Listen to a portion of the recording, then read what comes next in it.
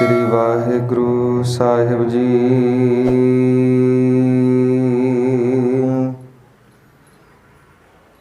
उठ फरीदा उजू साज, सुबह निवाज गुजार। जो सिर साईं ना निवै, सो सिर कप उतार। ਅੰਮ੍ਰਿਤ ਵੇਲਾ ਸਚ ਨਾਉ ਵਡਿਆਈ ਵਿਚਾਰ।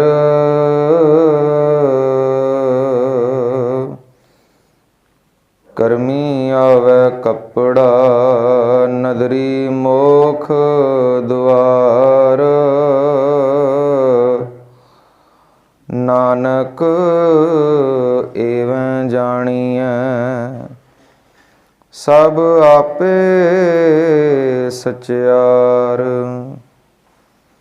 गुर संगत कीनी खालसा, मन मुखी दुहेला।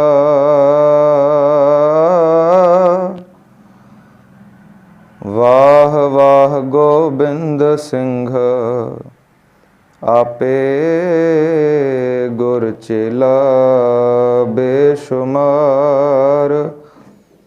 अथाह गणत अतोलै,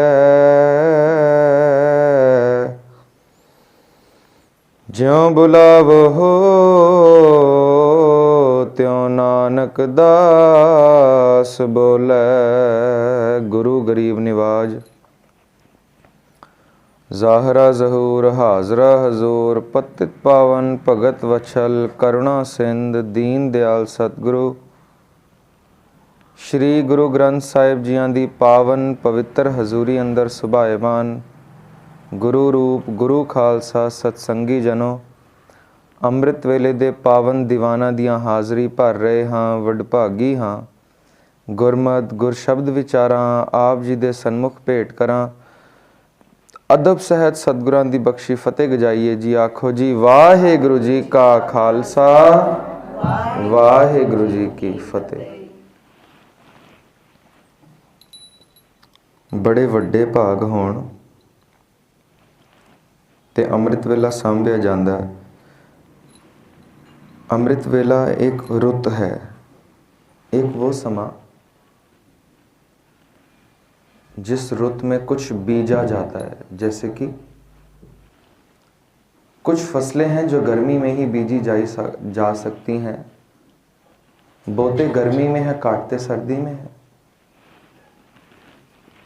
कुछ ऐसी हैं जो बोते सर्दी में है, काटते गर्मी में है। यदि गर्मी में उगने वाली फसलों को सर्दी में बोया जाए तो वो उगेंगी तो सही, पर उतनी बेहतर नहीं जितनी उसने उगना था। अमृत वेला भी एक रुत है, एक समा है। पूरे दिन में बीजा हुआ नाम लाभ देगा, पर जितना देना चाहिए था उतना नहीं दे पाएगा।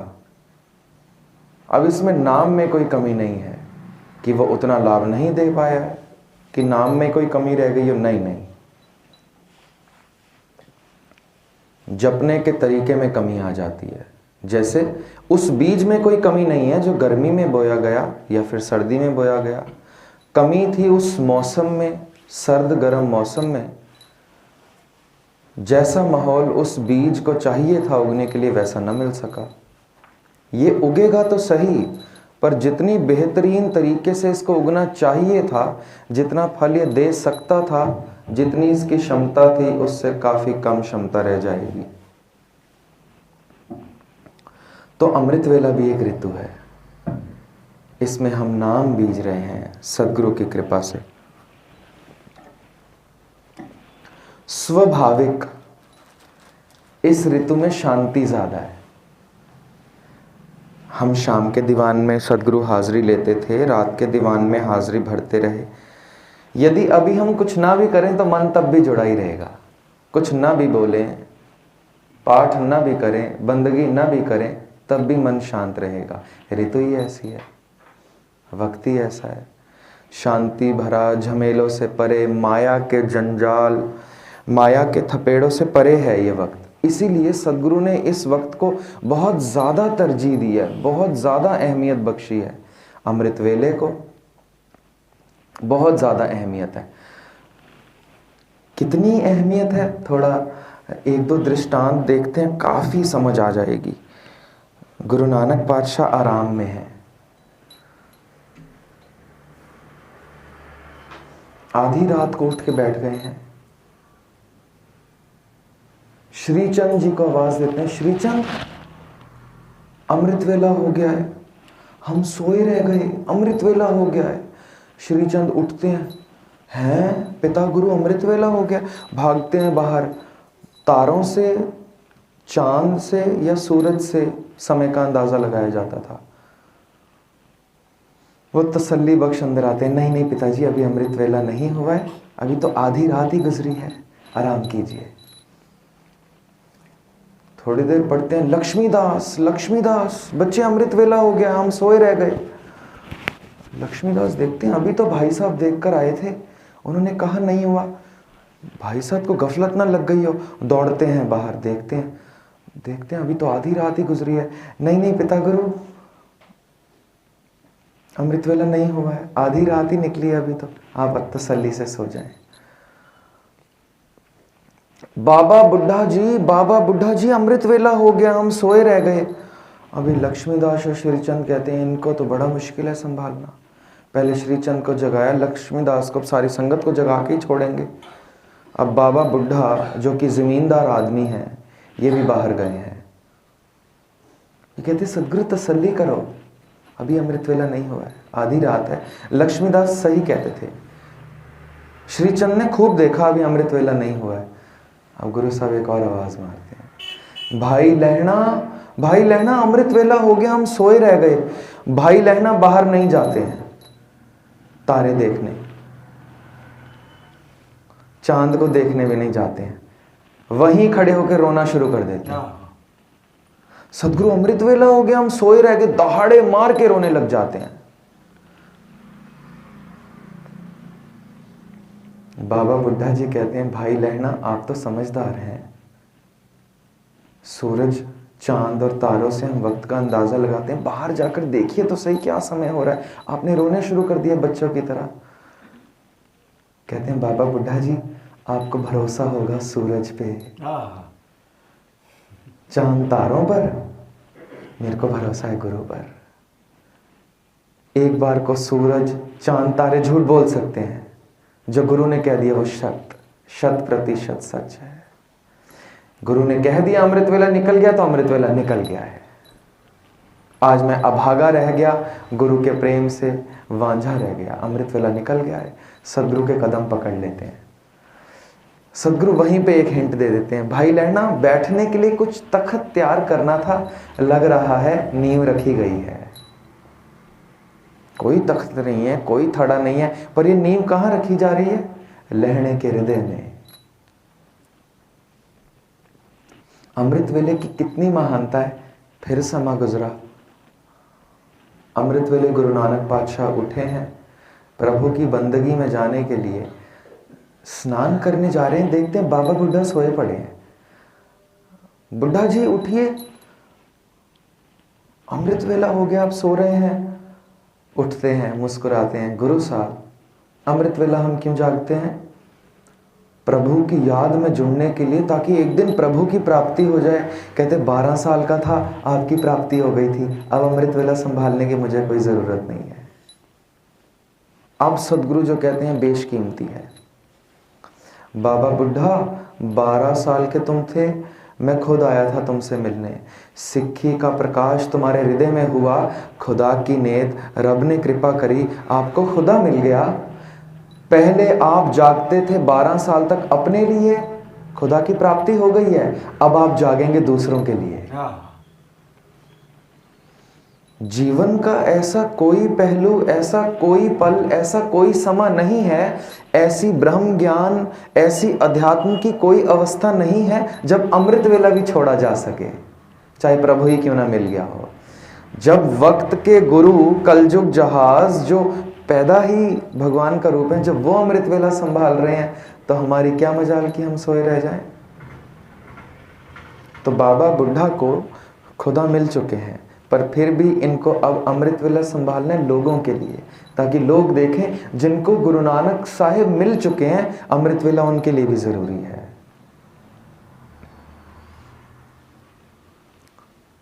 अमृत वेला कितना कितना जरूरी है, कितना जरूरी है। अमृत वेला इतना जरूरी है, इतना जरूरी है कि परिवार कट जाए, मर जाए, रेजा रेजा हो जाए मेरे सामने, और अमृत वेला हो तो मैं नितनेम न छोड़ रहा हूं, परिवार को कटने दो। एक तो हमने उदाहरण देखी है कि 10 लाख का हजूम है, मारकाट मची है, सदगुरु कह रहे हैं भाई दया सिंह अमृत वेला हो गया है, हम आनंदगढ़ के किले में होते तो क्या करते, सदगुरु आनंदगढ़ के किले में होते तो आशा की वार का कीर्तन करते, नितनेम होता, चलो नितनेम करते हैं। 10 लाख का हजूम मारकाट कर रहा है।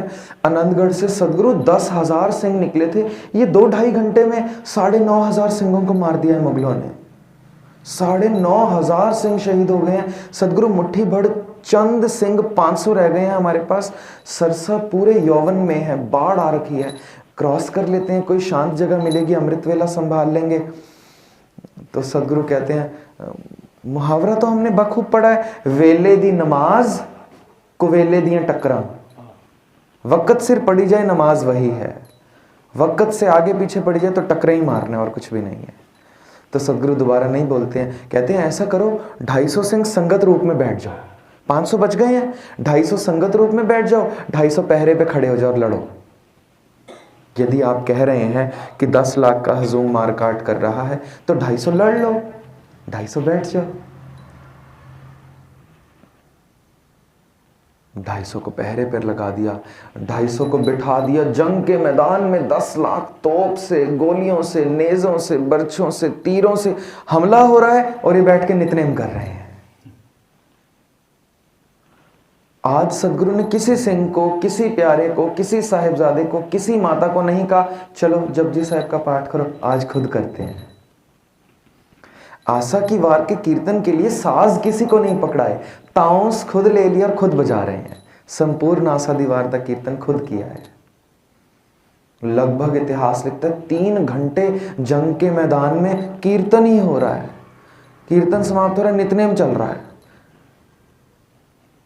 हम अभी जहां से उठकर आए हैं अपने घरों से, कंबल में लेटे हुए थे, 4 दीवारें थी, बहुत निग था, गर्मी थी, स्याल की रात थी पंजाब में, पोह की सर्द रातें, जहां गर्मी भी चीर दे सीने को, वहां इतनी सर्द रात में जब बाढ़ आई हुई पड़ी हो, तन पे ढंग के कपड़े ना हो, 8 महीने से भूखे तिहाए सिंह हो, परिवार की जान दाव पर लगी हो, सदगुरु सब छोड़ना मंजूर करते हैं, नितनेम नहीं छोड़ सकते हैं। कितना जरूरी हो सकता है अमृत वेला, कितना जरूरी। जब सदगुरु खड़े होकर अरदास करते हैं, फतेह बुलाते हैं, भाई दया सिंह पल्ला बांधकर सदगुरु के पास आते हैं। सदगुरु तुमने केसगढ़ में म्यान से शमशीर निकाली थी और कहा था ना 80,000 के इकट्ठ में कि मुझे एक सीस चाहिए, सबसे पहले मैं ही आया था, भरोसा बहुत था आप पर, आज सारा भरोसा टूट गया। क्यों भाई दया सिंह?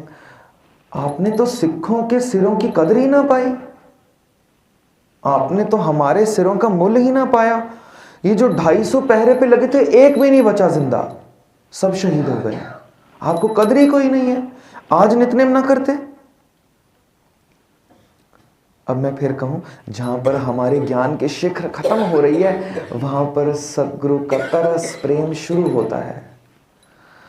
अब सदगुरु हाथ बांध देते हैं, अच्छा भाई दया सिंह गलती हो गई होगी मुझसे, आप बताएंगे अनंतपुर से हम कितने निकले थे? सदगुरु 10,000। कितने घंटों में 9,500 मारे गए? सदगुरु 2 घंटे में। कितने बच गए? 500। मारने में कितना समय लगना था? यदि 2 घंटे में 9,500 सिंह मार दिए, 500 को मलियामेट करने में कितना समय लगना था? बात पकड़ में आ गई। कुछ पल और, 5-7 मिनट और, 3 घंटे नितनेम होता रहा, 250 बच गए हैं। 9,500 को ये मुगलिया खलकियत 2 घंटे में ख़त्म कर सकती है, ये 500 को ना ख़त्म कर सकी। पता है क्यों भाई दया से? ये नितनेम की बदौलत है। हम बच गए, साहिबजादे जीवित रह गए, 5 प्यारे सिंह सिंगड़ियाँ जीवित रह गए हैं।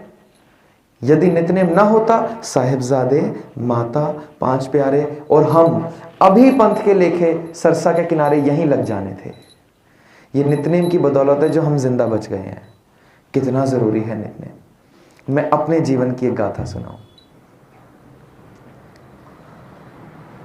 हमने सुना है हमारे नाना जी की मृत्यु हो गई दिल्ली में एक्सीडेंट से। कश्मीर के थे वो, बहुत महापुरुष, बड़ा ऊंचा जीवन उनका।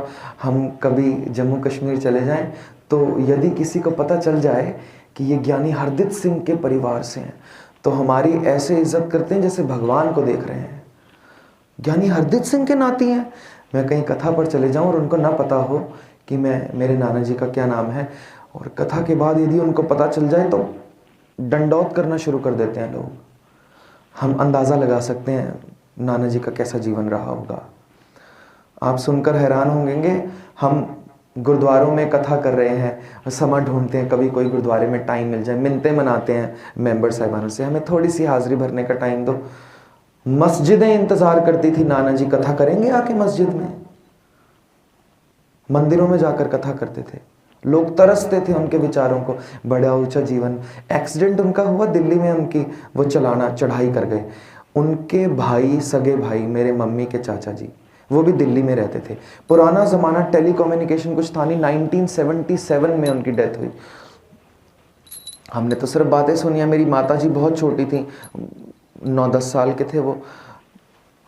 तो कहते हैं उनकी डेथ हो गई। किसी तरह पता चला उनके शरीर को देखकर कि ये ज्ञानी हरदीप सिंह हैं। अब किसी तरह उनको अस्पताल ले जाया गया, वहाँ पर डेड डिक्लेयर कर दिया गया। और ये खबर ढूंढने लगे इनका कौन रिश्तेदार यहाँ रहता है, तो जे कॉलोनी में उनके भ्राता रहते हैं, ऐसा पता चला। सुबह का वक्त था, रात को डेथ हुई थी, 11 साढ़े 11 एक्सीडेंट हुआ था। बात पता चलने में, मैसेज पहुँचने में अमृत वेला हो गया, सुबह हो गई। चाचा जी के घर पहुँच गई संगत, जिन्होंने मैसेज देना था।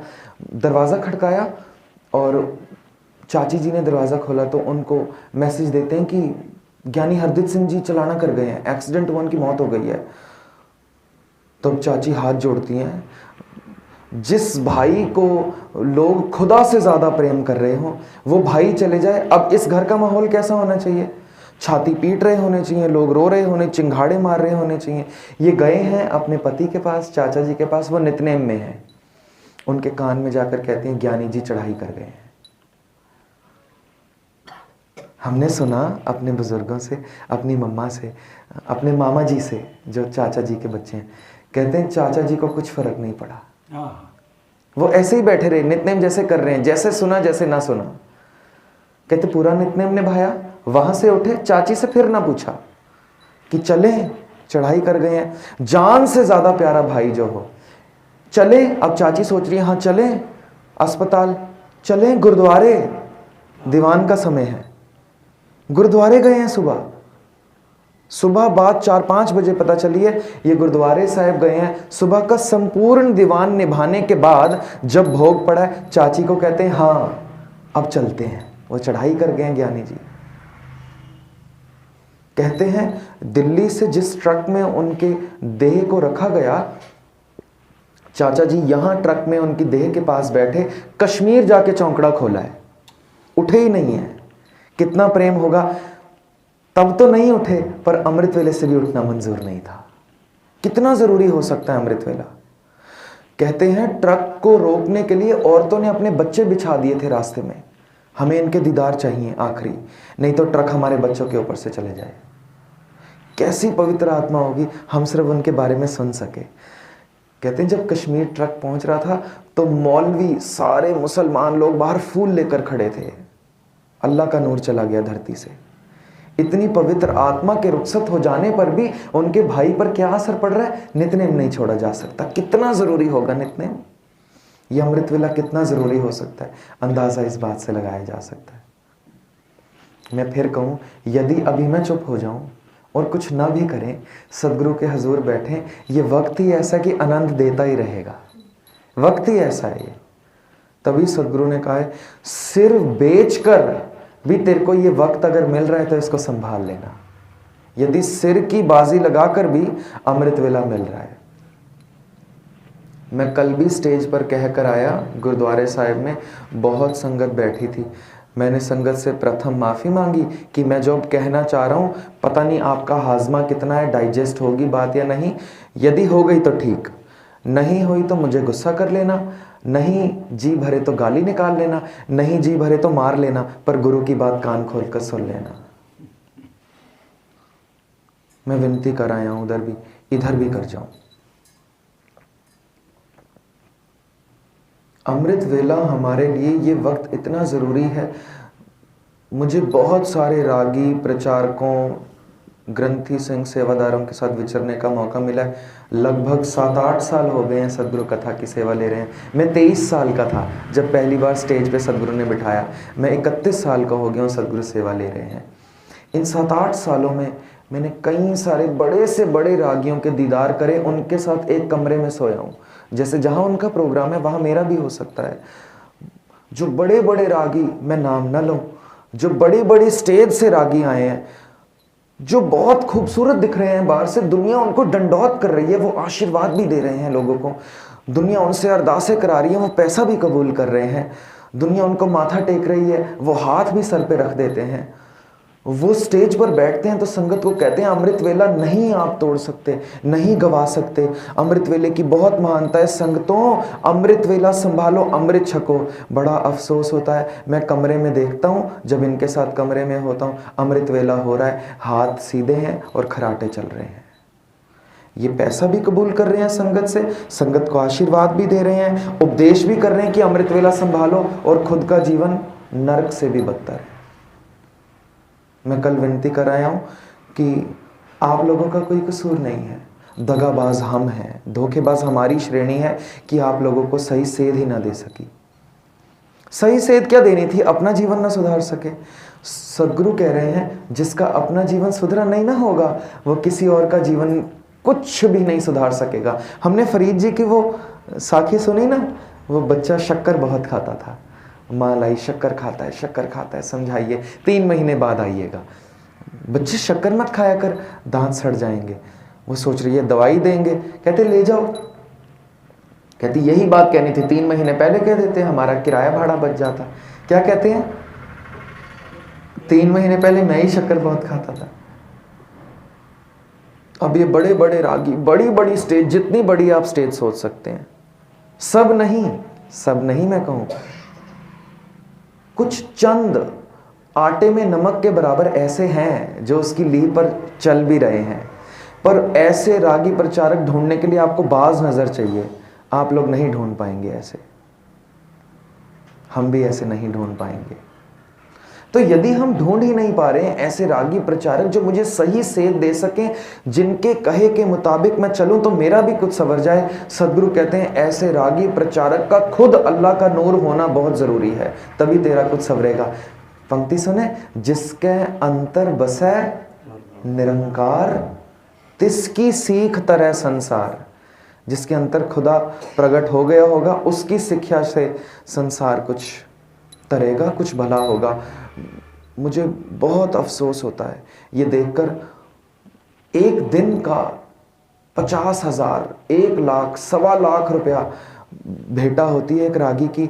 आते हैं 1 घंटा गाकर, बहुत खूबसूरत गाते हैं, यकीनन बहुत उम्दा गाते हैं, पर 1 लाख रुपया, 50,000 रुपया संगत की इतनी मेहनत की कमाई लेकर मोटा लिफाफा चले जाते हैं। अपना जीवन ही कुछ नहीं है। माफ करना, संगत अपना भी समय व्यर्थ कर रही है, वो रागी तो अपना जीवन को नरक में डाल ही रहा है। सो ऐसे रागी प्रचारक ढूंढ के लाएं जो भेंटा ना लेते हो, या फिर इतनी भेंटा लेते हैं जो आपको देने में परेशानी ना हो। वो जो 50,000 एक दिन के ले रहा है, 50,000 में ऐसे प्रचारक को पूरे महीने बिठा सको, ऐसा ढूंढें। ऐसे एक नहीं, सैकड़ों आपको मिल जाएंगे जो जरूरतमंद हैं, जिनके विचार पवित्र हैं। ऐसे रागी ढूंढें जो 1 घंटे के 30,000, 40,000, 50,000 ना लेते हो, 1 घंटे के 1100 ही लेते हो, 500 ही लेते हो। या लेते ही ना हो, ऐसे ढूंढें। फिर उनसे पूरा महीना प्रचार कराएं, खूब सारा उनको पैसा दें। जिस पैसे में आप एक रागी को 1 दिन 2 दिन या 3 दिन बुला रहे हैं, ऐसे बहुत उम्दा रागी, ऐसे बहुत उम्दा गुरसिख आपको मिल जाएंगे। पूरा साल का खर्चा आप वो 3 दिन के खर्चे में निकाल लेंगे। पूरा साल कराएं समागम, पूरा साल चलता रहे, 1 महीना चलता रहे, वो 1 दिन की भेंटा से आप पूरा महीना निकाल सकते हैं। वो रागी प्रचारक भी खुश, संगत को कुछ दे भी जाएगा। पर हम अच्छी अच्छी धुन सुनने में व्यस्त हैं, रागी का खूबसूरत, प्रचारक का खूबसूरत चेहरा देखने में व्यस्त हैं, बस और कुछ भी नहीं। अच्छी धुन गा रहा है, अच्छा राग गा रहा है, चलो जी बुला लो। संगत का पैसा है, मेरी जेब से थोड़ी जा रहा है। 50,000 ले चाहे 1 लाख ले, गोलक से ही देना है मैंने। अपनी जेब से देना हो तो पता चले। गुरु घर की गोलक हराम का पैसा है। हमारे नाना जी कहते होते थे, मम्मी कहती है हम छोटे छोटे थे, लंगर खाने जा रहे हैं गुरुद्वारे, अव्वल तो भक्ति में ही बैठे रहते थे। देखते थे बच्चे कहीं जा रहे हैं, पता चला गुरुद्वारे जा रहे हैं, तो ताली मार के पूछते थे कहाँ जा रहे हो, तो वो कहते हैं कि गुरुद्वारे जा रहे हैं लंगर खाने। तो कहते थे जितना लंगर खाएंगे कम से कम उतना बाजार से खरीद कर लेकर जाएं, कम से कम। हमने 5 रुपए, 10 रुपए, 20, 100 रुपए डालकर 1 हफ्ते का पैक करा के घर ले आए हैं। कहते हैं लंगर संगत के उन पैसों से बने जिस 1-1 रुपए में हजारों मुरादें भरी पड़ी हैं। सदगुरु हमारी ये बीमारी, हमारी ये विपदा, हमारा ये कष्ट, ये हरना, वो 1-1 रुपया कहते हैं लोहे के चने से मुश्किल हो जाएगा चबाना। यदि संगत के पैसे को हराम करके मोटी भेंटा भी ले ली या बहुत सारा लंगर पैक करा के हम ले आए, दोनों तरफ की बात करूं। मैं अपनी पगड़ी बीच में आज इसलिए रख रहा हूं कि आज का आखिरी दीवान है, आपको बता जाऊं। इतने दिनों से यदि आप सोच रहे हो कि बहुत अच्छा बोलता है, बहुत अच्छा बोलता है, कुछ अच्छा नहीं बोलता, मैं सिर्फ लिफाफा लेने आया हूं और कुछ भी नहीं है, सिर्फ पैसों की दौड़ है। कैसे आपकी जेब कटे, कैसे आपको भावुक करके आपसे पैसा निकलवाऊं, मेंबरों से कैसे पैसा निकलवाऊं और घर जाऊं, बस मेरा और कोई मकसद नहीं है। ना मेरा अपना जीवन है, यदि अपना जीवन नहीं तो आपका भी कुछ नहीं सुधार सकूंगा। अब फिर मैं सदगुरु से पूछूं, सदगुरु ऐसा प्रचारक रागी मैं कैसे ढूंढूं जिसका अपना बहुत ऊंचा जीवन है, जो हमारा कुछ सुधार सके। सदगुरु कहते हैं तो नहीं ढूंढ पाएगा, बहुत मुश्किल है। कैसे ढूंढेगा? सुखमनी साहब में 8वीं अष्टपदी में एक पंक्ति आएगी ब्रह्म ज्ञानी की। वो कहते हैं मन साचा मुख साचा सोए, अवर न पेख है एकस बिन कोय, नानक ए लक्षण ब्रह्म ज्ञानी होए। अब सदगुरु ब्रह्म ज्ञानी मुझे भी मिले, मेरी भी झोली में उनकी चरण रेण पड़े, मैं भी कभी उनके दीदार कर सकूं, उनका हाथ कभी मेरे भी सिर पे आए, ऐसा कैसे ढूंढूं मैं ब्रह्म ज्ञानी? कहते तू नहीं ढूंढ पाएगा। पता है क्यों? ब्रह्म ज्ञानी को ढूंढने के लिए तेरा ब्रह्म ज्ञानी होना बहुत जरूरी है। ब्रह्म ज्ञानी की गत ब्रह्म ज्ञानी जाने। आम आदमी देख ही नहीं सकता, आप यकीन करना नहीं देख सकता। ये बात मैं अपने अनुभव से कह रहा हूं। ब्रह्म ज्ञानी के दीदार तो मैंने नहीं करे, पर क्योंकि जिस फील्ड में मैं हूं, इस फील्ड में कौन कितना पानी में है एक दिन गुजार के पता चल जाता है। मस्कीन साहब जैसे कहते थे, बाहर से देखकर किसी को ना जाने कि ये कैसा है, बाहर से तो सबने ही अपने आप को खूबसूरत लिश पिश बना रखा है। कहते इसकी जबान के साथ 24 घंटे रहें, सिर्फ जबान के साथ। अब जब इसकी जबान खुलेगी 24 घंटे में कितना नाटक कर लेगा आपके सामने, सच उजागर हो जाएगा। कहते ये जबान पूरे शरीर को लगा ताला है, जैसे ही खुलेगा ये दरवाजा पता चल जाएगा अंदर क्या है। सिर्फ ढोंग भरा है अंदर या वाकई में कुछ रखा है इसने। अब सदगुरु से फिर विनती करूं, सदगुरु मैं नहीं ढूंढ पा रहा ब्रह्म ज्ञानी, नहीं ढूंढ पा रहा अच्छा प्रचारक, नहीं ढूंढ पा रहा अच्छा रागी जिसके अंदर खुदा का वास हो, जो मेरा कुछ सुधारे, तो मैं क्या करूं सदगुरु? कहते हैं तू नहीं ढूंढ पा रहा अच्छा रागी, नहीं ढूंढ पा रहा अच्छा प्रचारक, नहीं ढूंढ पा रहा अच्छा ब्रह्म ज्ञानी, तो खुद हो जा। किसने कहा है बाहर दौड़? नहीं ढूंढ पा रहा, क्यों समझ आया कर रहा है? सब कुछ घर में बाहर ना ही, बाहर टोले सो भरम बुलाई। क्यों समझ आया कर रहा है? किसी और को ब्रह्म ज्ञानी ढूंढने में, कोई और ब्रह्म ज्ञानी मिले तो मेरे सिर पे हाथ रखे। कल हमने देखा सदगुरु कह रहे हैं यदि मेरे दीदार करने के लिए संगत ना हो, 5 सिंह ना हो, तो क्या कर? कहीं बाहर जाके ढूंढ। खुद नित्यनेम संभाल, रहतवान हो, पंच ककारों का धारणी हो। सुबह जब शीशे के आगे खड़ा होगा, कोई और नहीं, वो मैं ही खड़ा दिखूंगा। क्यों किसी और को ढूंढ रहा है? तो आज मैं इस आखिरी दीवान में ये विनय आपके चरणों में कर जाऊं, कोई जरूरत नहीं ब्रह्मज्ञानी को ढूंढने की। अव्वल इसलिए कि हम ढूंढ नहीं पाएंगे, तो इसलिए अपने आप को बनाएं, और दूसरा इसलिए कि ब्रह्मज्ञानी मुझ तक पहुंचे, इसके लिए मेरे पांव बहुत छोटे हैं। मेले में बच्चे का हाथ मां से बिछड़ गया है, बच्चा दहाड़े मार के रो रहा है, मां मां। पर हैरानी की बात है, दूसरी ओर मां भी दहाड़े मार के रो रही है, बच्चा, मेरा बच्चा। यदि बच्चा ही ढूंढता रहे पूरे मेले में, मां को नहीं ढूंढ सकता अगर मां कुछ कोशिश ना करे।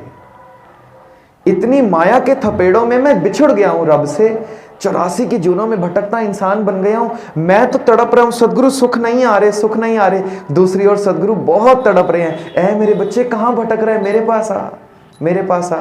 और यकीन करना, यदि सदगुरु न तड़पे मेरे लिए, मैं कभी खुदा नहीं हो सकता। चरण शरण गुरु एक पैंडा जाए चल, मैं महज एक कदम ही उठा सकता हूं, करोड़ों कदम सदगुरु ही आ सकते हैं लेने, नहीं तो ये सफर ही तय कभी ना हो। तो सदगुरु कहते हैं अव्वल तो तू ब्रह्मज्ञानी नहीं ढूंढ सकता, क्योंकि ढूंढना बहुत मुश्किल है, तो तू खुद हो जा। दूसरा, ब्रह्मज्ञानी को यदि तू सच्चे दिल से याद कर रहा है, तो ये दुनिया की रीत से उल्टी रीत है, जहां पर प्यासे को कुएं के पास जाना पड़ता है। यदि तेरे दिल में सच्ची तांग है कि कोई ब्रह्मज्ञानी तुझे आके मिले, तो तुझे उसके पास जाने की जरूरत नहीं, वो तेरे पास खुद आ जाएगा। एक और बात सुना दूं, डॉक्टर जसवंत सिंह नेकी, असल विद्या, उन्होंने एक किताब लिखी है। डॉक्टर भाई वीर सिंह जी के कॉलीग भी रहे हैं, स्टूडेंट भी रहे हैं, बड़ी महान आत्मा। उनकी एक किताब है असल विद्या, बेशकीमती, मैं आपको क्या बताऊं, बहुत ही बाकमाल किताब है। छोटी सी किताब है, आपको चाहिए हो तो मेरे पास PDF पड़ा है उसका। 73 चैप्टर्स हैं उसमें, शायद एक चैप्टर महज 1-1.5 पेज का है, बहुत छोटी सी किताब है। इतना कीमती चैप्टर है एक एक, कि मैं आपको कहूं सिर बेचकर भी ऐसे चैप्टर नहीं ले सकते आप। ऐसे लग रहा है गुरु ग्रंथ साहब खुद ही बोल रहे हैं उसमें। जसवंत सिंह नेकी ने अपने जीवन के 70 से ज्यादा अनुभव लिखे हैं उसमें, बहुत छोटे से लेकर बहुत बड़े होने तक के। उसमें एक अनुभव मैं आपको सुनाऊं। कहते हैं कि नौकरी इनकी चली गई, रास्ते पर चल रहे हैं इस शहर में, इस इवज पर नौकरी गई, इनके घर शायद इनकी दादी जी चलाना कर गई। अब मैंने बहुत पहले पढ़ी थी किताब, तो मैं भूल रहा हूँ। ये प्रोफेसर थे यूनिवर्सिटी में, रोज आते थे, छुट्टी कम से कम ना के बराबर, बहुत ईमानदार थे। पर क्योंकि ईसाई इंस्टीट्यूट में प्रोफेसर थे, तो सिखों के साथ कुछ वितकरा होता था वहां पर, तो ये बिना बताए वो छुट्टी लेकर चले गए। किसी की मौत हो गई थी, पर इन्होंने चिट्ठी फिर भी लिख दी प्रिंसिपल को। वो चिट्ठी डालकर उसके ऑफिस में तो चले गए, वापस आए तो प्रिंसिपल ने कहा नौकरी से बाहर, नौकरी इनको बाहर निकाल दिया कि आप मुझे पहले नहीं बता कर गए। इन्होंने बहुत मिन्नतें तरले की, ये नौकरी मेरे लिए सब कुछ है, घर बार कैसे चलेगा, पर उन्होंने निकाल दिया। इस अफसोस में, इस नामोशी में कि एक तो घर पे मौत हो गई, दूसरा नौकरी भी हाथ से गई। ये सिर नीचा करके चल रहे हैं रास्ते पर। अब जब दुख हो तो रास्ते की समझ नहीं होती, आदमी नज़ारे थोड़ी देखता है। मैंने एक बात बहुत अच्छी पढ़ी है, गाने सुनते हैं हम, अव्वल तो सुनने नहीं चाहिए। बिखे नाद करन सुन पीना, जहरीले गाने जिनको सुनकर कान रस लेते हैं। बिखे नाद करन सुन पीना, हरजस सुनत आलस मन कीना। सदगुरु कहते हैं जब कीर्तन हो रहा तो उबासियां आ रही है, जमाइयां ले रहे हैं, और गाने आ रहे तो भंगड़े डल रहे हैं। खैर, ये बात मैंने सुनी कि जब आदमी बहुत खुशी में होता है, बहुत खुशी में होता है, तो गाने की धुन सुनता है, और जब आदमी बहुत दुखी होता है, बहुत दुखी होता है, तो गाने के शब्द सुनता है। ऐसे ही वाणी के साथ भी है। हम खुशी में है, खुशी में है, खुशी में है, प्रकाश पर्व मना रहे हैं, अच्छे से अच्छे रागी को लाख रुपया देके धुन सुनने बुलाएंगे, पर अंदर वैराग, चोट लग चुकी है। सदगुरु कितने साल हो गए तुझसे बिछड़े हुए, अब हमें फर्क नहीं पड़ रहा कौन सा कीमती रागी आ रहा है, कौन सा सस्ता आ रहा है, हमें तो सिर्फ बाणी से लेना देना है। ये रागी भी करे ना करे, ये कोई नौसिखिया संगत से भी उठ के यदि हारमोनियम नहीं पढ़ता, जानता नहीं है, वो भी बाणी पढ़ेगा, हमें उसमें भी उतना रस होगा जितना उमदा से उमदा रागी में भी नहीं होगा। पर शर्त है चोट वैराग की लगी हो। अब ये चले गए हैं सिर नीचा करके, शहर में घूम रहे हैं, घूमते घूमते घूमते घूमते ये देख रहे हैं, एकदम सर ऊंचा किया तो देखते हैं कुछ ऐसे मकान हैं जो इस शहर में पहले कभी ना थे। ये बहुत हैरान होते हैं, आसपास देखते हैं ये कैसे पुराने जमाने के मकान हैं। फिर देखते हैं पूरी गली में ऐसे ही मकान है जो पहले कभी ना देखे थे। शहर बहुत छोटा था, चप्पे चप्पे से वाकिफ थे, पर लग रहा है इस गली से कभी वाकिफ ना हुए। ये जा रहे हैं कह रहे हैं ये कैसे मकान है। एक मकान के पास देखते हैं चौबारे पर एक बुजुर्ग बैठे हैं। वो बुजुर्ग इनको देखते हैं, आवाज लगाते हैं, जसवंत सिंह जी देखते हैं इस शहर के चप्पे चप्पे से मैं वाकिफ हूं, हर एक इंसान से वाकिफ हूं। बहुत छोटा सा शहर है, मुझे मुद्दतें हो गई नौकरी करते हुए, ना इस गली को मैंने कभी देखा, ना इन मकानों को कभी देखा, इस बुजुर्ग से तो वाकफी कोई नहीं है, कौन है ये। अभी देखते हैं, कुछ सोचते हैं, अगले पल बुजुर्ग सामने खड़ा है। चौबारे से वो कब सामने आ गया पता ही कुछ नहीं है। वो कहते चिंतातुर लगते हो, तो कहते हैं मैं बताना तो नहीं चाहता था। किस बुजुर्ग को मैं क्या बताऊं, मेरी नौकरी चली गई है। फिर भी मेरी जबान से निकल गया, हाँ मैं नौकरी चली गई है। तो कहते हैं जा तेनू रब ने बड़ा कोई देना है, आज घर जा, मनपसंद की नौकरी जो होगी उस पर हाथ रखना। कहते क्या बेवकूफ जैसी बातें कर रहा है, अभी नौकरी से मैं निकल आया, मनपसंद की नौकरी कैसे मिलेगी मुझे। तो कहते हैं बस इसी दुविधा में कि कौन सा इलाका है, बुजुर्ग क्या कह रहे हैं उसको इग्नोर करके निकलते हैं। एक गली लगता है कि हाँ ये जानी पहचानी है, पांव रखते हैं, कहते हैं हाँ ये तो सड़क देखी है, पर ये मोहल्ला कौन सा। जैसे ही पीछे देखते हैं वो कोई मोहल्ला ही नहीं है वहां पर, जहां से गुजरे ना वो मोहल्ला है, ना गली है, ना वो बुजुर्ग है, ना वो मकान है। अब ये पीछे ढूंढ रहे हैं, बोराए हुए हैं, मैं किस गली से अभी गुजरा, ये जो घर थे कहां गए वो। ना वो घर है, ना वो गली है, और ना ही वो बुजुर्ग है। किताब में लिखते हैं मैं घर पहुंचा तो 2 चिट्ठियां पड़ी थी दरवाजे के अंदर। कभी नौकरी के लिए कतारों में लगना पड़ता था, इंटरव्यूज देने पड़ते थे, एनवेलप खोल के देखते हैं 2 नौकरियों का न्योता आया हुआ है। डॉक्टर साहब जल्द से जल्द प्रिंसिपल की नौकरी है, आप ज्वाइन करें। लेक्चरर छोड़े थे, प्रिंसिपल की नौकरी आई पड़ी है। एक एडिटर की नौकरी आई पड़ी है, न्यूज़पेपर में एडिटर की। अब लालची हो जाते हैं। बुजुर्ग ने कहा था तेरे को खुदा ने बहुत देना है, अपनी मनपसंद की नौकरी चूज करना। कहते हैं मनपसंद की नौकरी तो कुछ और है। जिस कॉलेज यूनिवर्सिटी में प्रिंसिपल लगना था, मनपसंद की नौकरी वो है। थोड़ी देर में खड़ाक हो रहा है दरवाजे पे, एक पोस्टमैन आया, भाई साहब कहां थे सुबह से, हम इंतजार कर रहे थे, आपको चिट्ठी देनी है। चिट्ठी खोलते हैं तो ये वही नौकरी है जिसकी तलाश में है। मनपसंद की नौकरी ढूंढ लेना। सिजदे में डूब जाते हैं, कहते हैं ना ऐसा कोई कभी मोहल्ला था, ना कभी होगा, ना वो कभी ऐसा कभी बुजुर्ग था, ना कभी होगा। ये कौन था कलगीधर का रूप वटाकर आया था मुझे सेध देने। कभी तेरे पांव डगमगा जाएं ये सोचकर कि खुदा मुझे रोटी नहीं मिलेगी, मैं लिफाफा मोटा मांग लूं इस गुरुद्वारे से, आगे पता नहीं मुझे कोई प्रोग्राम मिले ना मिले, यहां से खूब भेंटा वसूल जाऊं। भरोसा नहीं है रहरास पढ़ने वालों को। सिर सिर रिजक संबाहे ठाकुर काहे मन पौ करया, उड़े उड़ावे सै कोसा तिस पाछे बचरे छरिया। ये कूंज जो है ये साइबेरिया से हिंदुस्तान आती है, दिसंबर जनवरी फरवरी 3 महीने हिंदुस्तान में रहती है।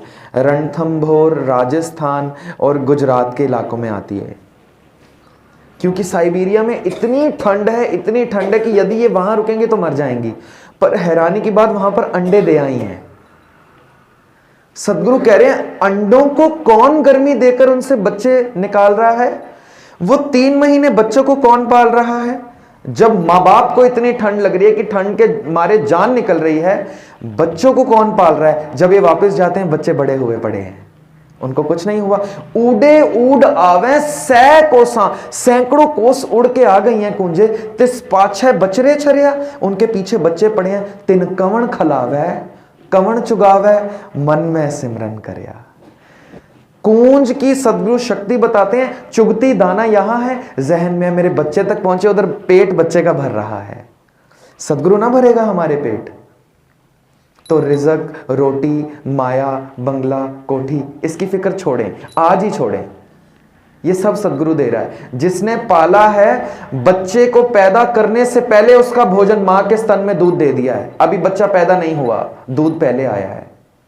कहते हैं पहले देते हैं रिज़्क संबाहा, पाछे देते हैं जंतु पाहा। तूने पहले रोटी भेजी है, बाद में जीव को भेजा है। और हमारी सारी दौड़ है पैसा मिले, पैसा मिले, पैसा मिले। भरोसा नहीं है जिसने मुझे पैदा करने से पहले मेरी रिज़्क, मेरी रोटी रख रखी है। क्या हम बड़े बड़े प्रोग्रामों को ढूंढ रहे हैं कि बड़ी मोटा लिफाफा मिले? क्या हम बड़ी से बड़ी नौकरी, बड़े से बड़ा व्यापार ढूंढ रहे हैं कि यहां पे ज्यादा से ज्यादा कस्टमर को टांका लगाएं कि आज ही कमाई हो जाए, कल पता नहीं आए कस्टमर ना आए? ये फिक्र तो छोड़ के जाएं।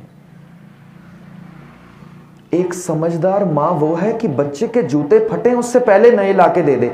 हमने गुरु को इतना समझदार भी ना रखा कि मुझे किसी चीज की जरूरत है, तेरे से मांगूंगा तो देगा तू। विण बोलिया ये सिर्फ कहना ही है, किस आगे कीचे अरदास। फिर मुझसे एक जगह सवाल हुआ, यदि उससे कुछ मांगना ही है तो फिर यदि उससे कुछ मांगना ही नहीं है तो फिर अरदास करनी क्यों है? तो अरदास मांगने की नहीं, दिए हुए के शुक्राने की है कि जो तूने इतना दे दिया जिसके लायक मैं ना था। बिना कपड़ों के आया था, मेरे पास ऑप्शन नहीं था कि कौन से माँ बाप चाहिए, था ऑप्शन। भाई बहन कौन से मिले, मेरे पास कोई ऑप्शन नहीं है। रिश्तेदार कौन से मिले, कोई ऑप्शन नहीं है। हाँ, गुरु कौन सा, ये मेरे पास ऑप्शन है। अब यदि गुरु इतने बड़े मिल गए हैं, दंडोत बंदन अनेक बार, सर्वकला समर्थ, फिर तो एक ही अरदास है, डोलन ते राखो प्रभु नानक देकर हाथ। मैं डावाडोल ना हो जाऊं, सदगुरु मेरे कदम न थिड़क जाएं, तो अपने मार्ग पे किसी ना किसी तरह चला ले। मैं इस लायक नहीं कि मैं चल सकूं, मैं तो बिना कपड़ों के आया था, तूने मुझे माँ बाप दिए, मुझे दूध पिलाने वाली इतनी सुंदर माँ दी, मेरा पालन पोषण करने के लिए पिता दिया, भाई बहन दिए प्यार करने वाले। सदगुरु में बड़ा हुआ, मैंने 1 रुपया नहीं खर्चा, पर घर मिला है, छत मिली है। अरदास इस चीज की है जो मेरे बिना किए मुझे मिल रहा है, उसका शुक्रिया अदा करने की। अरदास इस चीज की नहीं है जो मुझे नहीं मिला उसका गिला करने की, उसकी शिकायत करने की नहीं। 4 श हैं, मैं गुरुद्वारे साहब में भी विनती कराया था, इधर भी विनती कर जाऊं। 2 श खुदा के पास ले जाएंगे, 2 श खुदा से दूर ले जाएंगे। हमारी मर्जी है हम कौन से 2 श अपनाते हैं। श श्रद्धा, श शुक्र।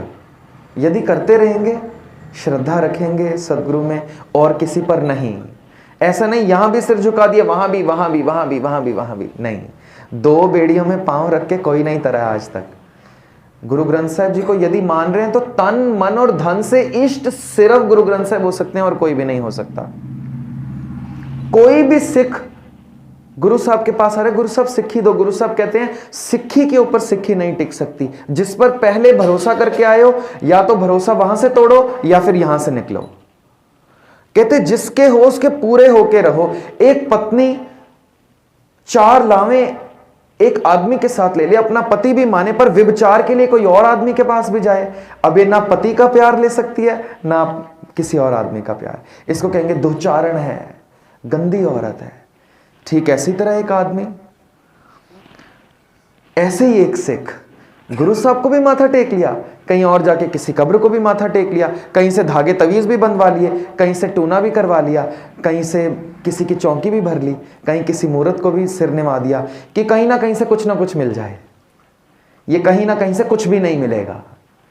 भगत रामानंद जी क्या कहते, कत जाइए रे घर लागो रंग, मेरा चित्त ना चले मन पयो पंग, पिंगला लंगड़ा हो गया हूं मैं, लातों से बेसहारा हो गया हूं, इसलिए कि जब खुदा के घर में सब कुछ है मुझे कहीं और जाने की जरूरत ही नहीं है। तो क्योंकि मैं लाते इस्तेमाल नहीं करा तो लातों से बेसहारा हो चुका हूं। भली हैं ऐसी लाते जो ना जाएं खुदा के घर से बाहर।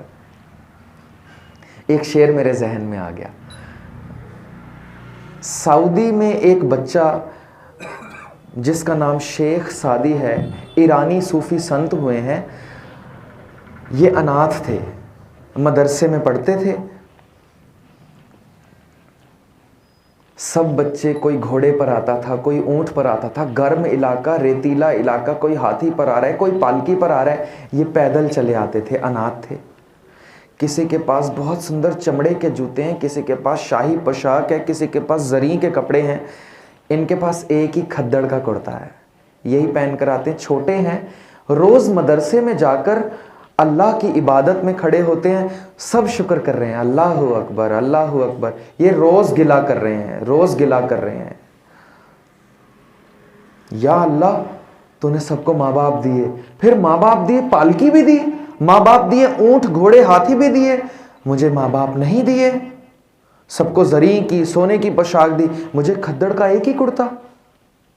या अल्लाह तेरी कैसी नाइंसाफी है, मेरे पास एक ही चप्पल, जूता भी नहीं है कि पूरा पांव ढके, रेत सारी अंदर घुसती है।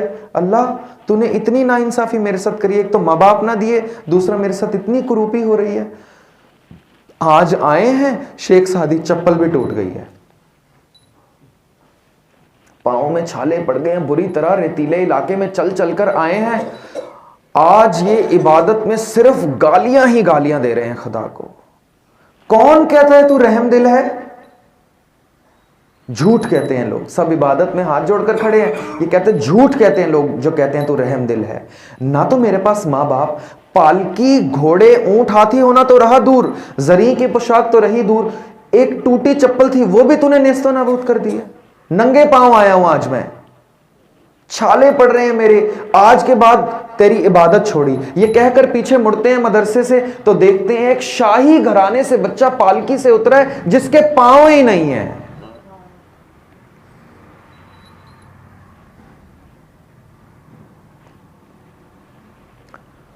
दोबारा इबादत में चले जाते हैं।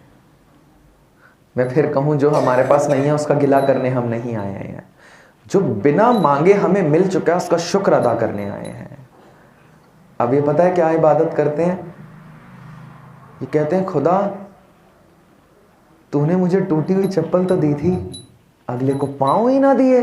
शेर बोलते हैं, मेरे टूटे हुए पाए तलब का मुझ पे एहसान है, यदि आज मेरे पांव कट भी जाएं तब भी मैं आज के बाद कभी गिला न करूं तेरे पे। क्यों? मेरे टूटे हुए पाए तलब का मुझ पे एहसान है। पांव तोड़ देगा तो ये एहसान होगा क्या? कि तेरे दर से उठकर अब कहीं जाया नहीं जाता।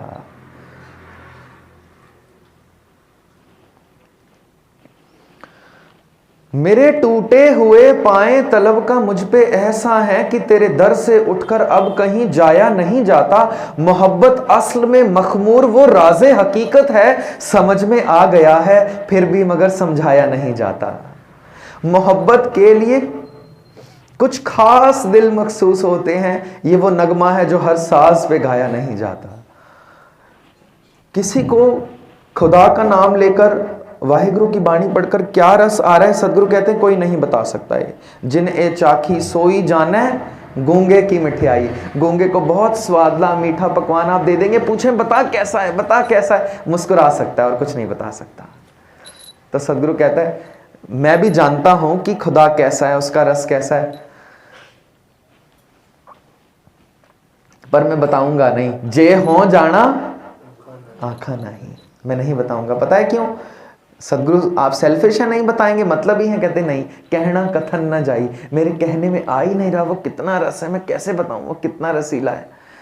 भाई नंदलाल कहते हैं गुरु गोबिंद सिंह साहब आपका एक बोल एक बोरी चीनी के बराबर है, इतना मीठा बोलते हैं आप, इतना मीठा, पर एकदम गजल मिटा देते हैं। कहते एक बोरी चीनी सैकड़ों लोगों को कुछ पलों के लिए मीठा करेगी, फिर उनकी जीभ बेरस हो जाएगी, पर आपका एक बोल रहती दुनिया तक करोड़ों लोगों को मीठा करता रहेगा। और ये फीका नहीं, दिन भर दिन बढ़ता रहेगा, रस बढ़ता रहेगा। खावें खर्चें रल मिल भाई, तोट ना आवे वध दो जाई, बढ़ता रहेगा।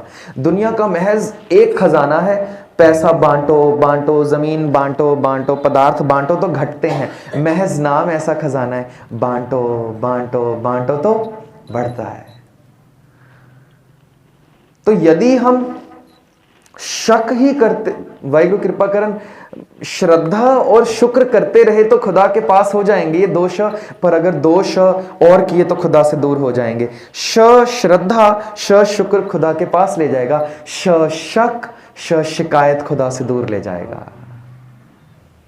शक है, पता नहीं तुझसे मिले कि नहीं, किसी मूर्ति को भी माथा टेकाऊं, हाँ पता नहीं तुझसे मिले कि नहीं, किसी कब्र को भी सिर झुकाऊं, चादर चढ़ाऊं, पता नहीं तुझसे मिले कि नहीं, किसी भूत प्रेत की चौकी भी भराऊं, किसी से तावीज डलवा लूं, किसी से झाड़ा फूक करा लूं, किसी बाबे के पांव छू लूं, किसी प्रचारक को कह दूं, मुझे कह देते हैं हाथ सर पर रख दो।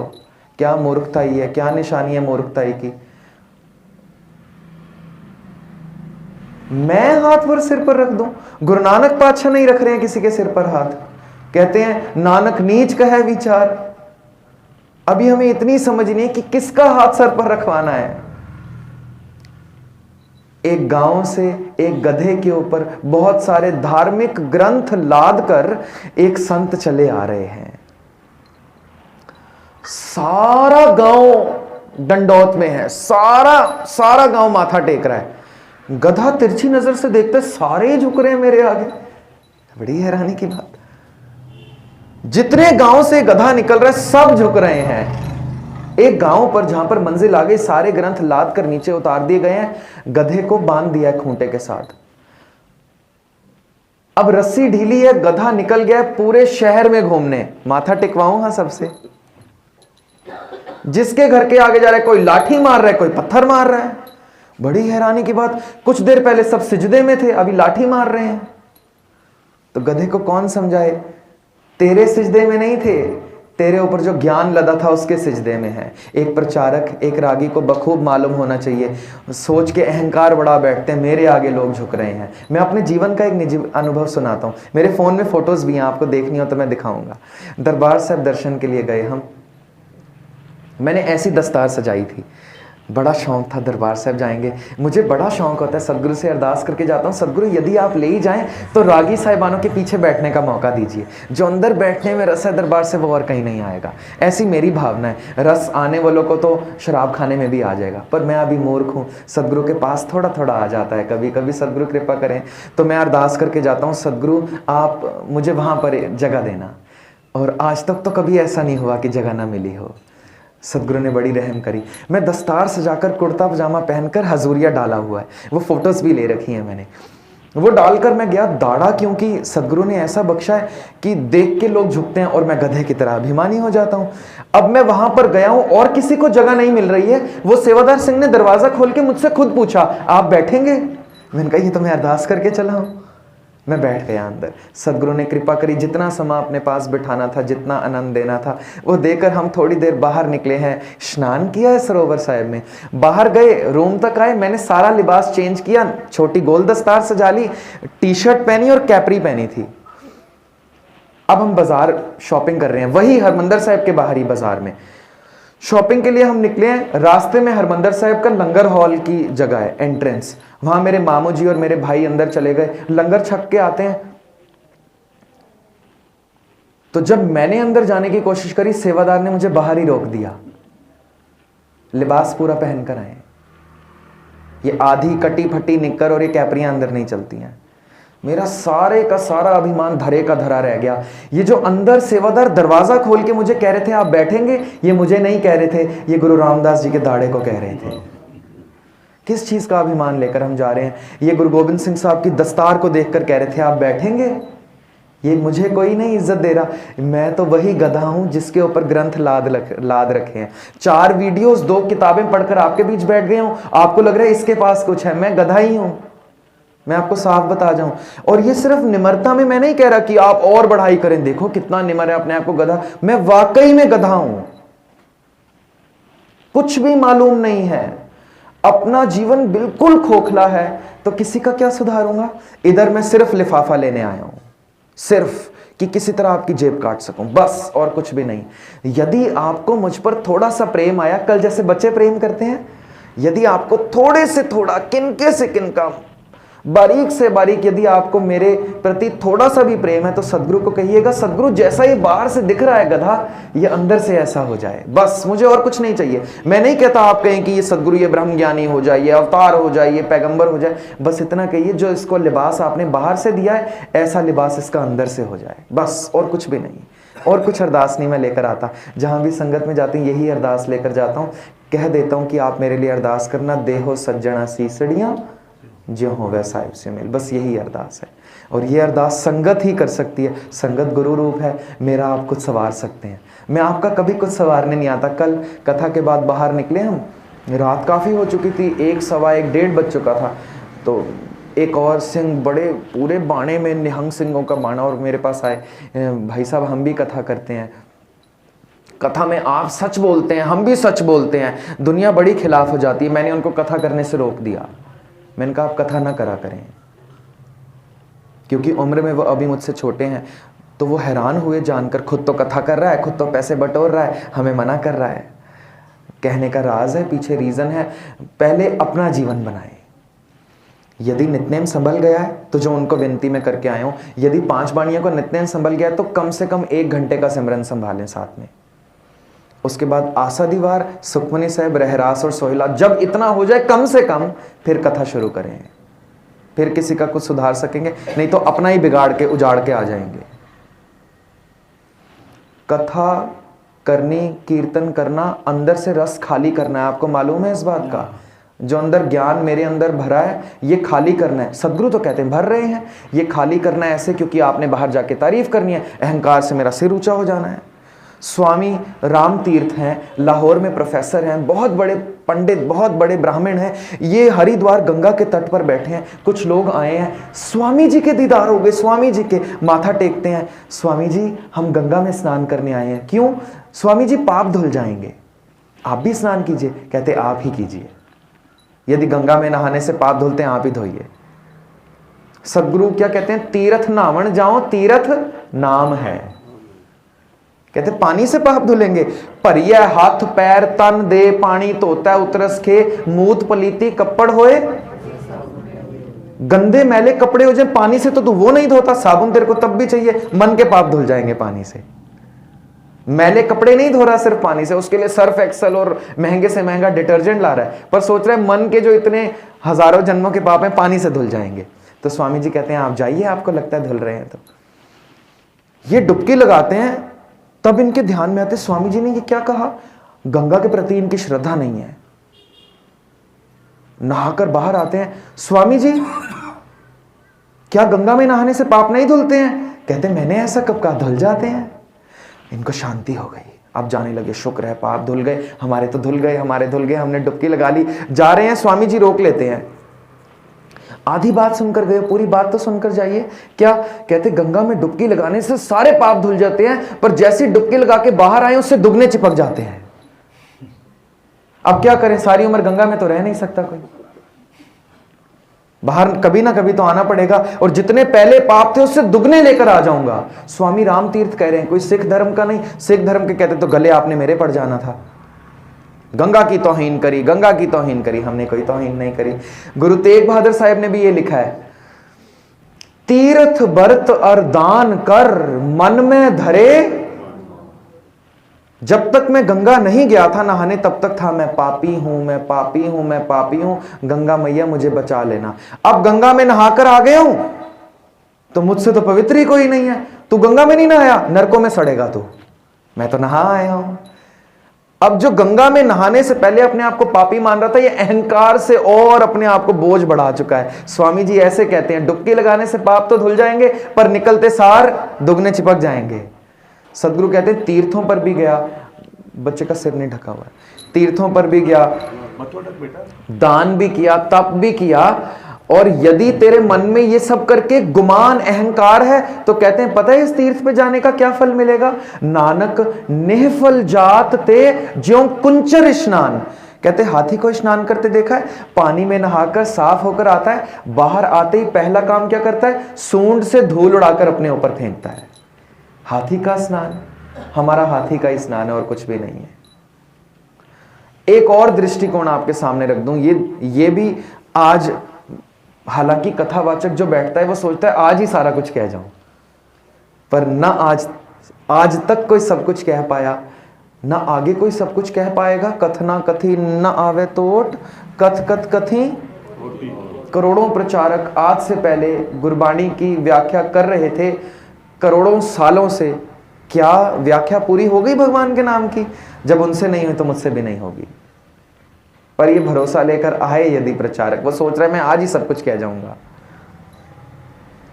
मोहम्मद साहब मक्का जा रहे हैं नमाज पढ़ने, मक्का से आते हैं, बहुत खुमारी, बहुत नशा, बहुत आनंद में रहते हैं। मोहम्मद साहब बड़ी पवित्र आत्मा, इस्लाम धर्म के पैगंबर, ये आज घर आए हैं। इनके नाती उठते हैं, देखते हैं नाना जान आप कितने खूबसूरत हैं। बच्चा ये मेरी खूबसूरती नहीं, सुबह अल्लाह का नाम लेकर आते हैं, ये नूर उसका है। अच्छा नाना फिर मुझे भी अल्लाह का नाम दो। चलियो तू सुबह मक्का, तेरे को भी नाम मिल जाएगा। इतना आसान है, बस सुबह मक्का जाओ नाम मिल जाएगा। हाँ, हमें अमृत वेला संभालने का हुक्म है, इस्लाम धर्म को अलल सुबह संभालने का हुक्म है, हिंदू धर्म को ब्रह्म मुहूर्त संभालने का हुक्म है, सिर्फ नाम अलग है, समा वही है अमृत वेले का। अब ध्यान दें, ये नाती सुबह उठा है, नाना जान का हाथ पकड़ के मक्का की तरफ जा रहा है। मक्का में नमाज पढ़ी है, ये नमाज पढ़कर इसको इतनी खुमारी, इतना नशा, इतना आनंद आया है। समा ही ऐसा है, यदि मैं कुछ ना बोलूं समा आनंद देगा। और नमाज भी किसके साथ पढ़ रहा है? मोहम्मद साहब के पास, जो पैगंबर हैं उनके साथ तो नमाज का क्या ही आनंद होगा। जैसे गुरु नानक पातशाह की झोली में बैठकर बाबा बुड्ढा जी नाम जप रहे हैं, क्या आनंद रहा होगा ना। मोहम्मद साहब की गोद में नमाज पढ़ रहा है तो क्या ही आनंद होगा नाती को। बहुत आनंद है, बहुत आनंद। ये बाहर निकला है, नाना जान का हाथ पकड़ा है, फूले नहीं समा रहा है खुशी से। नाना जान इतनी खुशी मिलती है नमाज पढ़ने में, मुझे आप रोज लाया करो, इतने साल आपने क्यों मेरे जाया जाने दिए, जब से मैं पैदा हुआ था मुझे तभी से लाना था। नाना बहुत खुश है, मेरे बच्चे को कितना स्वाद आ रहा है नमाज में, खुदा के नाम में। गर्म इलाका, रेतीला इलाका, सऊदी का, लोग बाहर सो रहे थे। सारे तो नमाज के सिजदे में नहीं उठते, सारे सिख अमृत वेले जाग जाएं ऐसा तो नहीं है।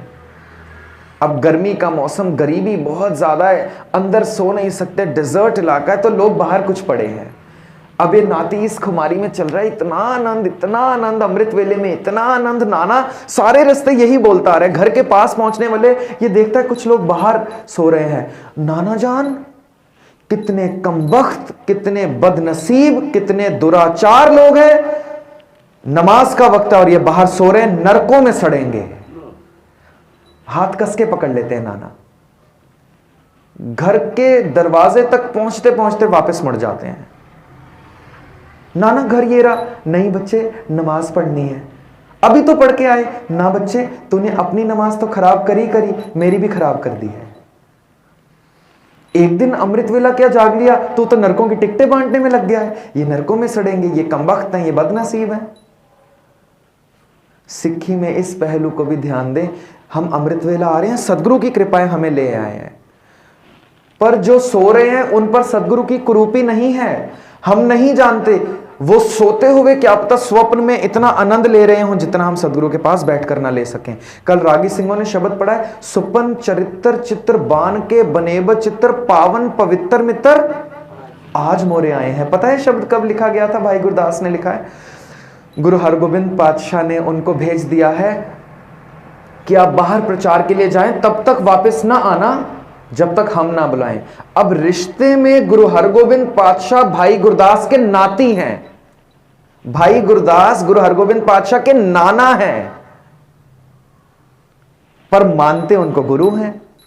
अपने नाती को गुरु मान रखा है। बुजुर्ग है, नाती बहुत छोटा है, पर नाती, मैंने कहा अल्लाह की जोत किस शरीर में है वो उम्र नहीं देखती। अब गुरु से जुदा होना, बिछड़ना मंजूर नहीं था। गुरु साहब आप मुझे इतनी दूर भेज रहे हो? हाँ, हम चिट्ठी भेजेंगे जब आना होगा। 1 साल तक सदगुरु ने चिट्ठी नहीं भेजी। 1 साल, जिसका एक पल गुरु से बिछड़ना दुश्वार हो, 1 साल तक सदगुरु चिट्ठी नहीं भेजते हैं। आज भाई गुरदास कथा करके आए हैं, नदी के किनारे पे फूट फूट कर रो रहे हैं, रोई जा रहे हैं, पूरा दिन रो रहे हैं। सिखों ने पूछ लिया,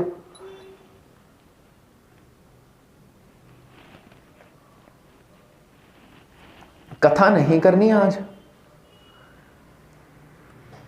आपको पता है मैं गुरु का वो लाडला बच्चा था, हालांकि नाना है रिश्ते में। कहते मैं गुरु का वो लाडला बच्चा था, गुरु आवाज मारता था मैं आगे दौड़ जाता था लाड में, सुनता ही नहीं था। आज लग रहा है गुरु बदला ले रहा है, मैं आवाजें लगा रहा हूं, बुला ही नहीं रहा है और खुद जा नहीं सकते हैं। क्यों? उन्होंने कहा है जब तक हम ना बुलाएं तब तक आना नहीं। तो सारे दिन रो रहे हैं, सारे दिन रो रहे हैं। आज रात को जब भाई गुरदास सोए हैं ना, ये शब्द तब लिखा है। भाई गुरदास ने लिखा है। सुबह उठे खिड़खिड़ा के हंस रहे हैं, हंसे ही जा रहे हैं, खुश हैं, इतने खुश।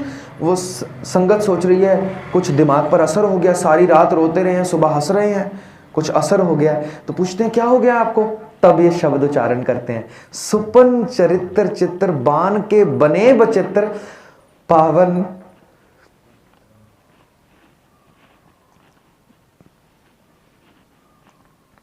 कह रहे हैं 1 साल से जिसने मुझे अपने से जुदा रखा, जिस रूप में जितना खूबसूरत वो था उससे कई गुना खूबसूरत रूप में आज मेरी नींद में मुझे दीदार दे गया है।